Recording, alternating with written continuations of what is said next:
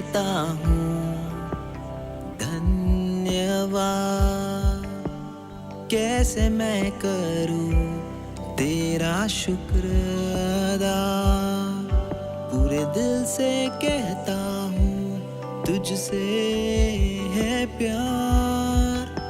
हमेशा रहूँगा तेरा शुक्रगुजार।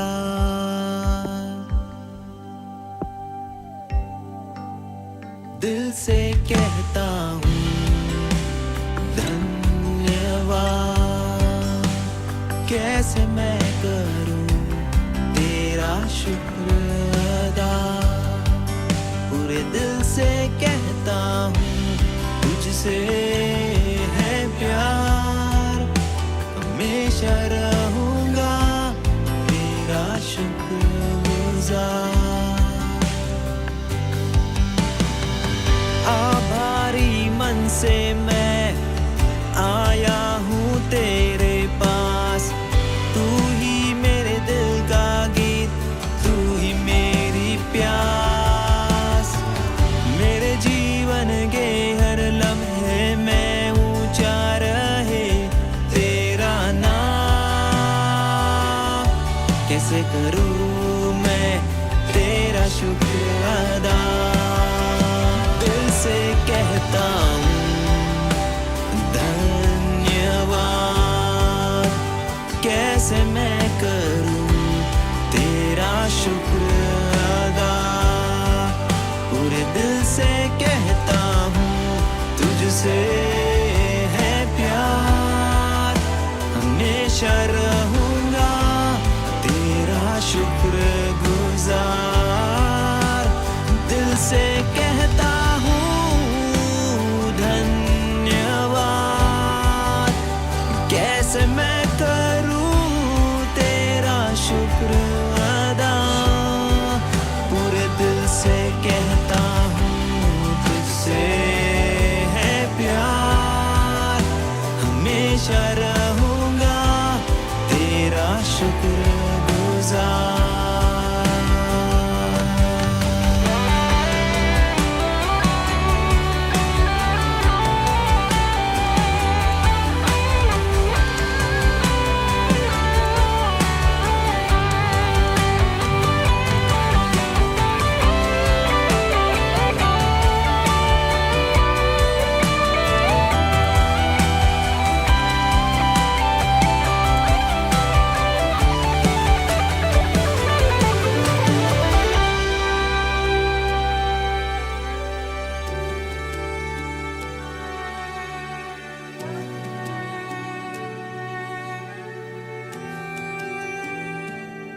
शुक्र अदा, शुक्र अदा करता हूँ मैं तेरा शुक्र अदा। शुक्र अदा, शुक्र अदा करता हूँ मैं तेरा शुक्र अदा। शुक्र अदा, शुक्र अदा करता हूँ मैं तेरा शुक्र अदा। शुक्र अदा, शुक्र अदा करता हूँ मैं तेरा शुक्र अदा।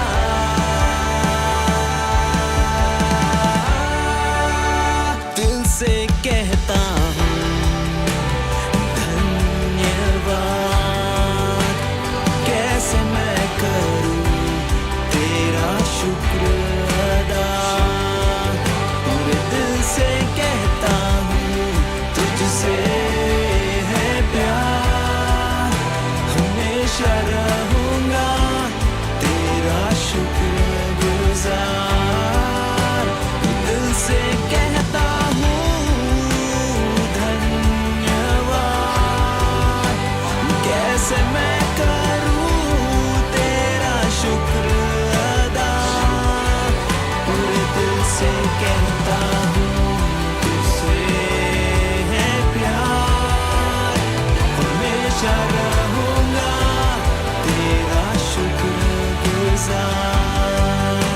हमेशा रहूंगा तेरा शुक्रगुजार, हमेशा रहूंगा तेरा शुक्रगुजार।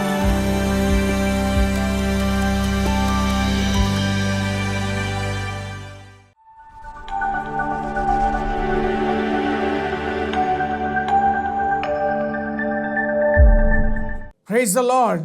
परमेश्वर की स्तुति हो। What a joy to come to your home with the word of God. कितनी आनंद की बात है कि परमेश्वर के वचन को आपके घर तक लाए हैं। God has been speaking to us through His word, through the word which God can do a miracles in our lives. अभी तक परमेश्वर अपने वचनों के द्वारा बात कर रहा है और परमेश्वर अपने वचनों के द्वारा सारे काम हमारे जीवन के अंदर कर सकता है। God's word is alive and active.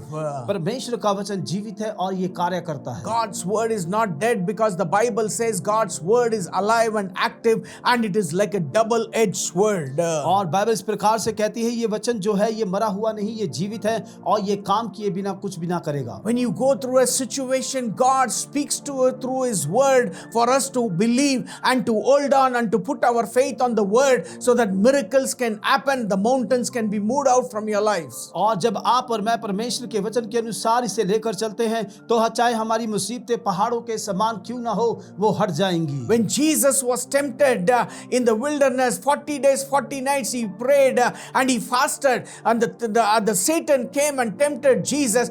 3 times Jesus used the word to defeat the Satan and He was able to win the battle against the Satan. और बाइबल इस प्रकार से कहती है कि जब यीशु मसीह 40 दिन रात और दिन उपवास में थे तो शैतान के द्वारा उसकी परीक्षा ली गई और प्रभु यीशु मसीह ने उस शैतान को अपने वचनों के द्वारा उसे जीत लिया। Satan was defeated through the word of God, which Jesus spoke the word with authority. I am telling you, when you are going through failures, when you are going through sickness, when you are going through problems in your life, when you have the word, you can defeat the Satan which brings all these problems in your lives. हाँ, मेरे यीशु ने शैतान को हरा दिया अपने वचनों के द्वारा। मैं आपको उत्साहित करना चाहता हूँ कि जब आप इस वचन के अनुसार अपने जीवन को व्यतीत करते हैं और जब आप इस वचन के ऊपर विश्वास करते हैं, आप कैसी भी परिस्थिति में क्यों ना हो, ये वचन के द्वारा आप सारी परिस्थितियों से विजय प्राप्त कर सकते हैं। Jesus said, heaven and earth will pass away, but my words will never pass away. यीशु ने इस प्रकार से कहा कि आकाश और पृथ्वी टल जाएगी परंतु मेरे वचन बिना कार्य के ना टलेंगे। So is the word. God says in Isaiah 55:11, so is the word that goes out from my mouth. It will not return empty, but will accomplish for what I desire and achieve the purpose for what it has been sent forth. और Bible इस प्रकार से कहती है यशायाह नबी की पुस्तक में उसके 40 अध्याय उसके 11 वचन में कि परमेश्वर कहता है कि मेरा वचन जो बिना किसी कार्य को बिना पूरे किए हुए ना लौटेगा और मेरी इच्छाओं को वो पूरा करता हुआ और वो आपके जीवन में काम करने के लिए सामर्थ्य है। God's word is so powerful, it can change any circumstances in our lives. परमेश्वर का वचन सर्वशक्तिमान वचन है, वो आपके जीवन की सारी परिस्थितियों को बदल सकता है। Sunday after Sunday you hear the word for you to put your faith. That's why God speaks to us through His word. Every day we read the word, we underline those promises, we underline those the living words for us to believe and to see those words are fulfilled. The words have the authority to release a miracle for us in our lives. मैं आपको कहना चाहता हूं कि प्रति रविवार जब आप परमेश्वर के वचन को सुनते हैं और जब आप परमेश्वर के घर में जाते हैं तो आप उस बाइबल के उस सारे अध्याय को लिखें, उस वचनों को लिखें और मैं चाहता हूं कि जब आप इसका मनन करते हैं तो ये वचन आपके जीवन के अंदर काम करेगा और आपकी सारी परिस्थितियों से आपको खड़ा करेगा। God declares something. I'm telling you, He is not a liar or He is not a man to lie, but He is a God. When He promises something, He will fulfill it for His children according to what He has spoken in His word. मैं आपको यूं कहना चाहता हूं कि मेरा परमेश्वर झूठा परमेश्वर नहीं या मेरा परमेश्वर कोई मनुष्य नहीं, मेरा परमेश्वर सर्वशक्तिमान परमेश्वर है और जो कुछ उसने अपने वचनों में लिखा है और उसे पूरा करने की क्षमता रखता है। The grass withers and the flowers fall, but the word of God will endure forever, says the word of God. घास सूख जाएंगी और फूल मुरझा जाएंगे, परंतु मेरे वचन कभी ना टलेंगे। When you put your faith on the word, you will see things to change in your life. जब आप परमेश्वर के वचन के ऊपर विश्वास रखते हैं तो सारी वो चीजें आपके जीवन में एक बदलाव को लाएंगी। There was a man called Reinhard Bonnke. God used him to preach the gospel to the ends of Africa, and he had massive crusades. Many people came to his crusade. They were touched, they were blessed, and they gave their life to Jesus. और एक परमेश्वर के दास जिनका नाम है run बॉन्के, वह परमेश्वर के राज्य के लिए और बहुत सारी जगहों पे इस्तेमाल किया गया और साउथ अफ्रीका में भी इस्तेमाल किया गया। परमेश्वर ने उसका इस्तेमाल जो बहुत सारे देशों में अद्भुत रीति से काम किया। God did mighty miracles through this servant of God. परमेश्वर ने बहुत सारे चिन्ह और चमत्कार उस प्रभु के दास के द्वारा करवाए। Blind saw, deaf heard, demonic spirits came out. Many witch doctors, they turned their life towards Jesus by burning out all those parchments in the fire, and they gave their life to Jesus. बहुत सारे चिन्ह चमत्कार, अंधे देखने लगे, बहरे सुनने लगे, बीमारियां चंगियां हुई और अलग अलग प्रकार के लोग आकर प्रभु यीशु मसीह को उनके वचन के द्वारा ग्रहण किया गया। Mighty man of God, when he preaches, thousands of people were listening and they were giving their life to Jesus, and they were connected to the churches. हाँ, मैं आपको कहना चाहता हूँ कि उनके वचनों के परमेश्वर ने उनका इस्तेमाल किया और जब कभी भी वह वचन सुनाया करते थे, हजारों लोग आकर पश्चाताप करते थे और वह परमेश्वर के राज्य में जाते थे। Even today, people talk about Reinhard Bonnke's crusades. Millions of people receive Jesus Christ as the Lord and Savior. आज भी लोग उस प्रभु के दास के बारे में जिनका नाम रनहन बॉन्के है कि हजारों लोगों को उन्होंने वचन सुनाया और हजारों लोग प्रभु के राज्य में शामिल किए गए। Revival was brought through this anointed servant Reinhard Bonnke, where God used him powerfully for his glory. और बहुत ही अद्भुत रीति से परमेश्वर ने उस प्रभु के दास का इस्तेमाल किया गया और बहुत सारे ऐसे बड़े बड़े चिन्ह और चमत्कार होने लगे। One day, a servant of God in Africa, he built a beautiful church for more than 15,000 people audience, and he wanted Reinhard Bonnke to come and dedicate the church. एक बार की बात है कि परमेश्वर के दास जो अफ्रीका में रहते थे, उन्होंने परमेश्वर के भवन को तैयार किया जहां पर एक समय में 15,000 लोग बैठ सकते थे। He wanted Reinhard Bonnke to come and dedicate the church. और वो चाहते थे कि हाँ कि परमेश्वर के दास रनहन बॉन्के आए और मेरे चर्च का उद्घाटन करें। When he invited Reinhard Bonnke was all excited to come and dedicate this church.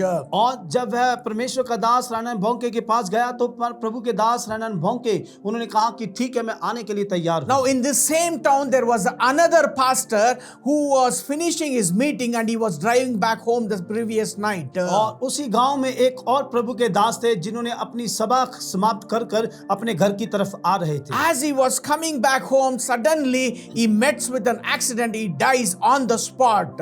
और जैसे ही वो अपने घर की तरफ आ रहे थे, अचानक उनका एक अपघात होता है और उनकी मृत्यु हो जाती है। And they took him to the hospital. The hospital said that he is no more. जैसे ही उनको हॉस्पिटल में ले जाया गया तो हॉस्पिटल के डॉक्टर ने कहा कि अभी और नहीं है। And they informed their relatives and family and the church members. They all came and they saw their pastor dead in the hospital. और तब उन्होंने अपने सभी नजदीकी लोगों को, अपने रिश्तेदारों को बुलाया और देखा कि वो जो प्रभु के दास मर चुके हैं। And the next day they made all the formalities. They took this dead pastor, they put him in the coffin, and they put the coffin into the mortuary van, and they were going to the graveyard. All the family members and the church members, they were following this mortuary van to go to the graveyard. और उन्होंने अपने सारे कार्यक्रम को करना शुरू कर दिया और गाड़ी के अंदर उसके बच्चे और उसकी पत्नी बैठी और जितने भी चर्च के लोग थे और जिनके सगे संबंधी थे वो गाड़ी के पीछे चलने लगे। As the van was going, the driver was driving, the pastor's wife was sitting in the van, and they were all crying seeing their dead pastor. He was not very old, he was just around 35 to 38 years old. They were crying because at a very young age this young pastor died in this accident. और जैसे उनकी पत्नी उस car के अंदर बैठी हुई थी, वो रो रही थी। उस पास्टर की जो उम्र थी कोई 35 और 38 साल के बीच में थी और वो रो रही थी कि हाँ, प्रभु के दास हमें छोड़कर चल चुके हैं। And as they were crying, this pastor's wife, suddenly she heard a voice from the Lord as she was sitting in the van. और जैसे वो रो रही थी, अचानक उस महिला ने परमेश्वर की आवाज को सुना जो परमेश्वर ने उन्हें कहा। She heard the voice from Hebrews chapter 11 verses 35, woman received back the dead, raised back to life again. और इब्रानियों की पत्री 11 अध्याय उसके 35 वचन इस प्रकार से कहागा, स्त्रियों ने अपने मरे हुओं को फिर से जीवित पाया। When she heard that something God was speaking to her, her ears became alert. It is not one time. She started hearing again and again that woman will receive back the dead back to raise back to life again. और ये एक बार वचन नहीं, ये बार बार इस वचन को दोहराया गया कि जो मरे हुए थे वो फिर से जीवित हो चुके। Then God was speaking to her. She was all excited that God is going to bring back her dead husband to life. और जब बार बार इस वचन को सुना जा रहा था, उसने पूरी रीति से इस बात को निश्चय जान लिया कि मेरे पति की जो जीवन है जो वापस आने वाली है। And she got excited. She got her to the van driver, and she said to the van driver, I heard the voice of God, that God promising me that God is going to bring back my dead husband to life. और अचानक वह स्त्री उठी और उसने अपने driver को कहा कि हाँ, मेरे परमेश्वर ने मुझसे बात की है, मेरा मरा हुआ जो पति है ये जीवित होने वाला है। I believe my husband is going to come back to life. मैं विश्वास करती हूँ कि मेरा पति वापस जीवन में आ जाएगा। She said to the van driver, उसने उस ड्राइवर से कहा, don't take this van to the graveyard. उसने कहा कि यह जो कार जो है ये कब्रिस्तान में ना जाने But पाए, take this van directly to the place where Reinhard Bonnke is coming to dedicate the church. I believe that God is going to bring back life into my dead husband. और उसने कहा कि यह गाड़ी जो है उस जगह पे ले चलो जहां पे प्रभु के दास रेनहार्ड बॉन्के जो चर्च के उद्घाटन के लिए आने वाले हैं, उस गाड़ी में ले चलो, क्योंकि मैं विश्वास करती हूं कि मेरा पति जो है वो जीवित होगा। The van driver drove directly to the place where Reinhard Bonnke was coming to dedicate the church. और उस ड्राइवर ने अपनी गाड़ी को उस तरफ घुमा दिया जहां पे प्रभु के दास आने वाले थे। And as they entered the gate, there were hundreds and thousands of people were entering to the church because of the dedication what was happening in that place. और जब उन्होंने जाकर देखा कि हजारों लोग जो उस चर्च के अंदर प्रवेश कर रहे थे जहां पे उस चर्च का उद्घाटन होना था। And as they were entering, suddenly all those volunteers or the security people, they stopped the van and they said, sorry, we cannot allow a dead body to come into the church because today it is not a burial day or a funeral day, but it is a dedication day. और अचानक जो पहरेदारों ने आकर उस गाड़ी को रोक दिया और कहने लगे कि आज जो है यह किसी और कार्यक्रम के लिए नहीं, केवल ये मात्र आज परमेश्वर के भवन का जो उद्घाटन का समय है। But the pastor's wife got down from the van. She went and stood among those security guys and said, my God has promised me that he will bring back life in my dead husband. When he has spoken it, I believe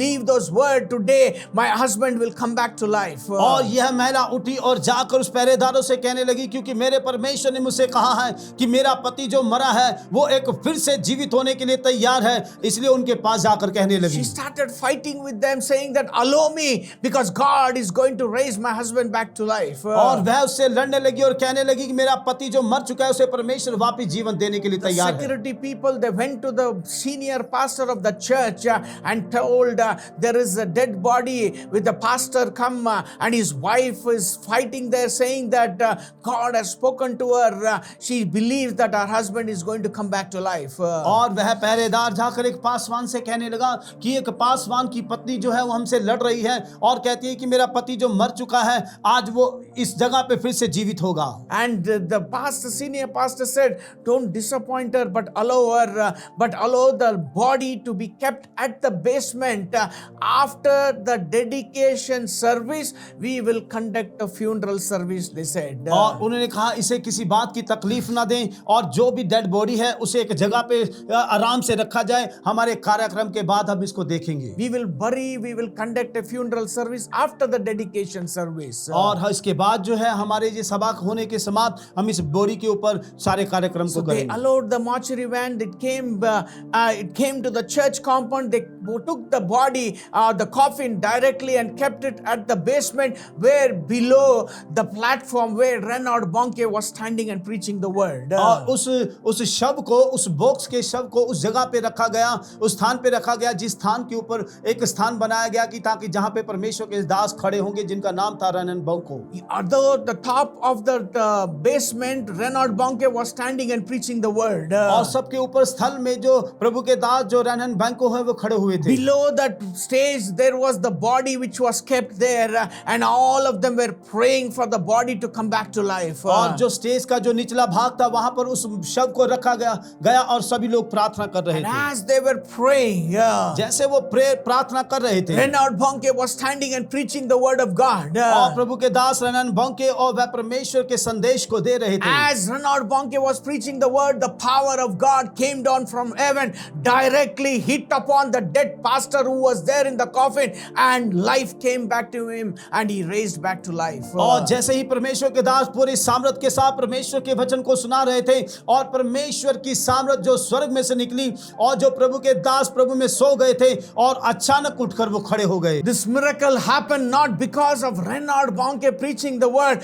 but this miracle happened because his wife had that faith, because God spoke to her with the promise, and her husband was able to come back to life. और यह जो परमेश्वर का जो चिन्ह और चमत्कार कोई ये प्रभु के दास रेनन बॉन्के नहीं थे, ये परमेश्वर ने चिन्ह और चमत्कार किया और चिन्ह और चमत्कार उसकी पत्नी के विश्वास के जरिए हुआ और ये मृत्यु परमेश्वर का दास फिर से जीवित हुआ। She believed the promise of God, what God spoke to her, and she was able to see the word of God fulfilling in her husband's life. और यह वह थी जिसने परमेश्वर के वचन के ऊपर विश्वास किया और यह वचन उनके जीवन के अंदर पूरा हुआ। That's what's going to happen when you go through a situation. God reminds His promise, or God speaks to us through His word, for us to hold on to that word, for us to put our faith on the word, to see those words to be fulfilled in our life, and those words will never return empty without fulfilling for the purpose for what it is sent forth. ओ ये वह वचन है परमेश्वर का जो आपके और मेरे जीवन के अंदर काम करता है और बिना काम किए हुए और हमारी परिस्थितियों को बदलते हुए यह परमेश्वर कभी भी अपने वचनों को खाली ना भेजेगा। The pastor's wife never heard a dead word, but she heard the living word of God, that God speaking to her, saying that God will bring back life into her dead husband. और उस पासवान की पत्नी ने कोई मरे हुए वचन को नहीं सुना था, ये जीवित वचन था और ये जीवित वचन ने अपने कार्यों को पूरा किया। Today those living words, what you read, what you hear, will trigger a miracle for you. I'm telling you, when you hold on to this word, when you have that faith on that word, you can see those mountains moving out from your lives. आज मैं आपको यूं कहना चाहता हूं कि ये जो वचन है ये जीवित है और ये प्रभावशाली है। जब आप इस वचन के अनुसार अपने आप को जीवन को व्यतीत करते हैं, यदि आपके सामने आपकी मुसीबतें एक पहाड़ के समान होंगी तो वो हट जाएंगी। You can receive miracle through the promise or through the word of God, when you put your faith on the word of God. जब आप परमेश्वर के वचन के ऊपर विश्वास रखते हैं तो आप परमेश्वर की वाचा को पूरा करते हुए देखेंगे। Let's pray right now. आइए हम प्रार्थना। Father, we thank you, Lord, for this beautiful day, Lord. Even we believe the power of your word, Abba Father. प्रभु हम धन्यवाद करते हैं आज के दिन के लिए। हम जानते हैं कि परमेश्वर तेरे वचन में सामर्थ है। Through your word we can see, Lord, we can receive miracles, O God, and we believe, O God. Today we hold on to your word. Teach us, O God, to hold on to your word and to depend on your word, to have faith on your word, to see miracles to happen in our lives. परमेश्वर हम आपसे विनती करते हैं कि प्रभु आप हमें सिखाएं ताकि हम अपने वचन तेरे वचनों के अनुसार अपने जीवन को व्यतीत करें और प्रभु हमारे जीवन में बड़े-बड़े काम होने पाएं। Jesus, you are the word for us, O Father. प्रभु आप ही वो शब्द हैं हमारे लिए। Come into our life and teach us, O Father. प्रभु हमारे जीवन में आए और हमें सिखाएं। We believe that you are our Lord and Savior, O God. और हम विश्वास करते हैं आप ही हमारे उद्धार करता We है। will follow you in our life, O God. हम आपके पीछे चलेंगे In Jesus' name. प्रभु यीशु के नाम। Amen. Amen. If you have made this prayer, I'm telling you, get ready to receive your miracles through the word. जैसे आपने हमारे साथ इस प्रार्थना को किया है तो तैयार हो जाएं कि आपके जीवन के अंदर चिन्ह और चमत्कार करने God bless you. परमेश्वर आपका आशीष करे।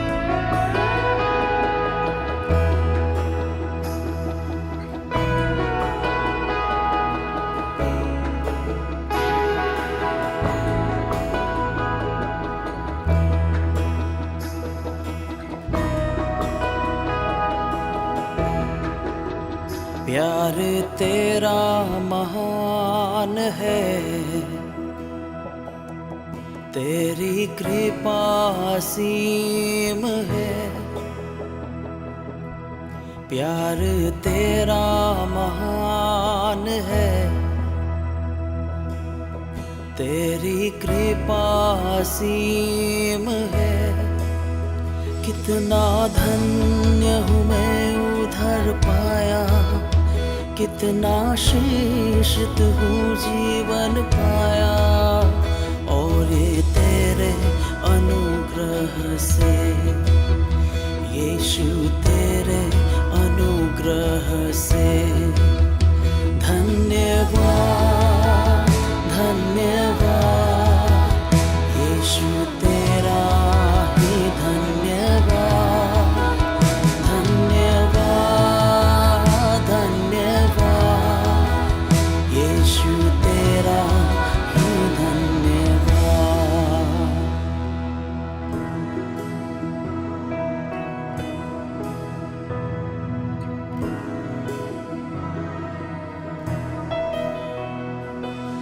तेरे लहू से मुझे क्षमा मिली,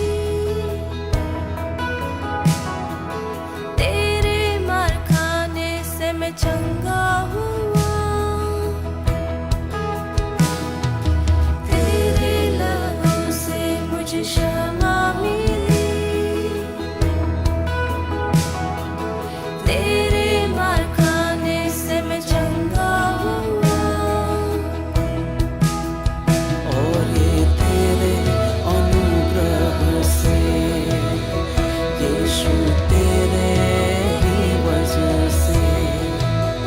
धन्यवाद धन्यवाद यीशु तेरा ही धन्यवाद।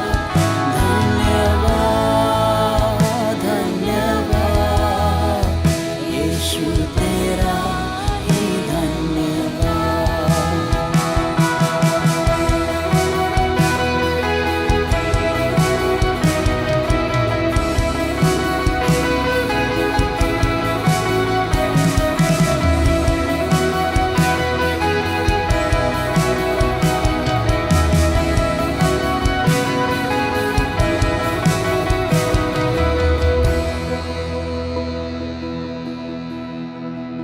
सर को झुकाते हैं तेरे सामने, ये जानते हुए, ये मानते हुए कि तू राजाओं का राजा है। सजदा हम करते हैं तेरे